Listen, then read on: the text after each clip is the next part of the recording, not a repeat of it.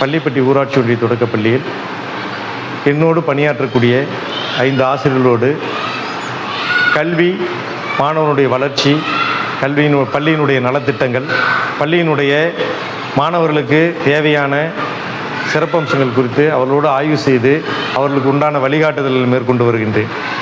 இதிலே கடந்த 2024-25, 25-26 கல்வியாண்டில் சக ஆசிரியர்களோடு கலந்து கொண்டு அவர்களுக்கு வேண்டிய அனைத்து வசதிகளும் செய்து கொடுத்து அவர்களோட உரிய ஆலோசனைகளை வழங்கியதால் கலை திருவிழா போட்டிகளில் குருவல மையம், ஒன்றியம் மற்றும் மாவட்ட அளவில் பல்வேறு பரிசுகளை பெற்று இறுதியாக மாநில அளவில் மாணவர்கள் பங்கேற்றனர்.